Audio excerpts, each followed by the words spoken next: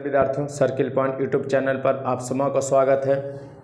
एक बार फिर मैं एम चक्रवर्ती आप तमाम विद्यार्थियों का आपका अपना चैनल पर स्वागत कर रहा हूं। चलिए, आज हम लोग लिए हैं, आप पिछले दिनों वैदिक सभ्यता और सिंधु घाटी सभ्यता के टॉपिक को देख रहे थे। उसी दो टॉपिक से हम लोग विविध प्रश्न लिए हैं जो आपके परीक्षाओं के लिए ऑनलाइन डायरेक्ट परीक्षाओं में पूछे जाते हैं। वही सवाल लेकर आए हैं। तो आज आपका पहला सवाल देखेंगे, चारों वेद है और चारों वेद में क्या क्या दिया गया है। आप देख रहे हैं टॉपिक है सिंधु घाटी सभ्यता और वैदिक सभ्यता से विविध प्रश्न। सिंधु घाटी सभ्यता वैदिक सभ्यता से विविध प्रश्न है। तो चलिए ऋग्वेद में चलिए देखते हैं। तो ऋग्वेद में ईश्वर महिमा एवं प्रार्थना का चर्चा है। आपको बताया गया था ये मिलान करने के लिए दे देगा, ठीक है। ऋग्वेद दे देगा, कहीं इधर नीचे में दे देगा, 1 2 3 का नंबरिंग दे देता है, तो मिलान करना रहता है। तो ऋग्वेद में क्या चर्चा रहेगा, ईश्वर महिमा एवं प्रार्थना का। सामवेद संगीत का आप सबको पता है कि 7 स्वर होते हैं। संगीत का जनक कौन सा वेद, सामवेद। यजुर्वेद में बलिदान विधि एवं कर्मकांड है। और गद्य और पद दोनों में लिखा जाने वाला वेद भी कौन हो गया, यजुर्वेद। अथर्ववेद में औषधि है, तंत्र मंत्र है, जादू टोना है, वशीकरण है। तो ये मिलान करने के लिए आपको दिया रहेगा, तो मिलान करना है। तो ऋग्वेद का संबंध फिर से ईश्वर महिमा एवं प्रार्थना, सामवेद का संगीत से, यजुर्वेद का बलिदान विधि एवं कर्मकांड से, और अथर्ववेद का औषधि तंत्र मंत्र और वशीकरण से। चलिए दूसरा क्वेश्चन हम लोग अगला देखते हैं। कौन सा हड़प्पा नगर 3 भागों में बटा हुआ था, तो धौलावीरा। कौन सा हड़प्पा नगर 3 भागों में बटा हुआ था, तो धौलावीरा। याद रखेंगे धौलावीरा। आप जाकर इसका पूरा, आप अगर जो विद्यार्थी नए हैं, सिर्फ ऑनलाइनर अभी आज क्वेश्चन देख रहे हैं, तो आप जाकर प्ले लिस्ट से सिंधु घाटी सभ्यता निकाल कर वहां से देख लीजिए। पूरा एकदम डीप में आपको वहां पर बताया गया कि धौलावीरा से क्या क्या है। यहाँ पर हम ऑनलाइनर क्वेश्चन देख रहे हैं जो एग्जाम के लिए काफी महत्वपूर्ण है। तो कौन सा हड़प्पा नगर 3 भागों में बटा हुआ था, तो धौलावीरा। एक उन्नत जल प्रबंधन व्यवस्था का साक्ष्य कहाँ से प्राप्त होता, तो धौलावीरा से। एक उन्नत जल प्रबंधन व्यवस्था का साक्ष्य कहाँ से प्राप्त होगा, धौलावीरा से। सर्वप्रथम मानव ने किस धातु का प्रयोग किया था, तो तांबा का। सर्वप्रथम मानव कौन धातु का प्रयोग किया, तांबा का। भारत में निम्न के आने का सही क्रम क्या है, तो जैसे देखेंगे आपको दिया हुआ सोने का सिक्का, आहत मुद्रा, चांदी के सिक्के, और लोहे का हल और नगद संस्कृति। तो इसमें सबसे पहले कौन आया था, नगद संस्कृति आया था, जो कि सिंधु घाटी सभ्यता में। तो 4 नंबर हो जाएगा पहले। फिर आपको बताया था कि वैदिक काल में हम लोगों को मिला था लोहे का हल, जो उत्तर प्रदेश के अंतरिजी खेरा से, उत्तर प्रदेश के अंतरिजी खेरा से। उसके बाद हम लोग को मिला था आहत सिक्के। प्राचीनतम सिक्कों को क्या कहते थे, आहत सिक्के, जो चांदी के बने होते थे। और उसके बाद सबसे बाद में कौन मिला, सोने का सिक्का। तो इसका सही क्रम हो जाएगा 4 3 2 1, 4 3 2 1 इसका सही क्रम हो जाएगा।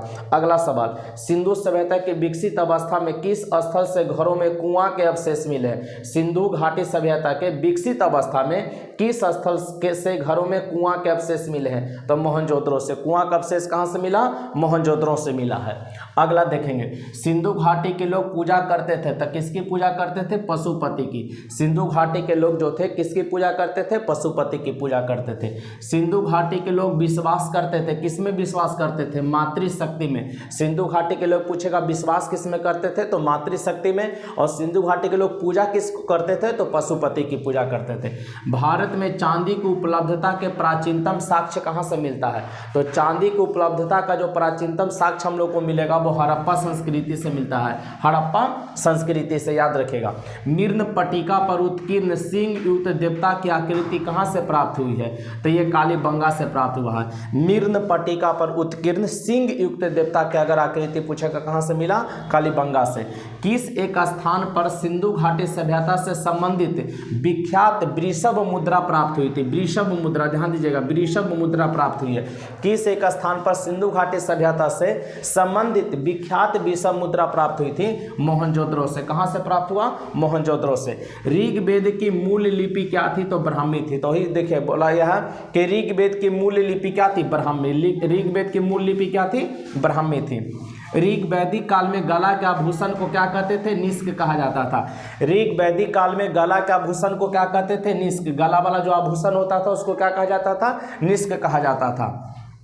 बोगज कोई अभिलेख से पता चलता है कि आर्य भारत में ईरान से आए हैं। तो कहेगा किस अभिलेख से पता चलता है कि आर्य भारत में ईरान से आए थे, किस अभिलेख से पता चलेगा कि आर्य भारत में ईरान से आए थे। तो बोगज कोई अभिलेख से पता चलता है। ऋग्वेद का 9वां मंडल किसको समर्पित है? तो सोम देवता को। ऋग्वेद का 9वां मंडल किनको समर्पित है? सोम देवता को। तीसरा मंडल आपको गायत्री मंत्र है। 7वां मंडल में 10 राग का युद्ध है और 9वां मंडल में किसको समर्पित है? सोम देवता को समर्पित है।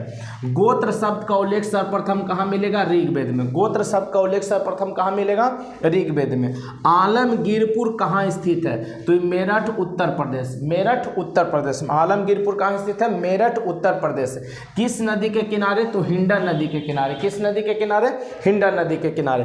तो बच्चों हम लोगों ने 20 प्रश्न सिंधु घाटी सभ्यता से और वैदिक सभ्यता से जो आप लोग टॉपिक पढ़े उसी का 20 ऑब्जेक्टिव आप लोगों के लिए था, ठीक है ना। अब इसी में ध्यान दीजिएगा, आप लोगों को क्या करना है कि वैदिक सभ्यता और सिंधु घाटी सभ्यता इसको आप बेहतर तरीके से एक बार फिर से, अगर जो नहीं देखें विद्यार्थी, जाकर देख के प्रॉपर नोट्स बना लीजिए और इस क्वेश्चन को आप बना लीजिए ताकि आपके परीक्षाओं के लिए बेहतर हो जाए, आपका प्रश्न छूटने की संभावना कम हो जाए। तो बच्चों मिलते हैं हम लोग कल, तब तक के लिए बेस्ट ऑफ लक। जय हिंद, जय भारत। वीडियो को आप लोग देखें, अगर आपको पसंद आ रहा है तो इसे लाइक कर दें, शेयर कर दीजिए और सब्सक्राइब कर लेंगे। चलिए, जय हिंद।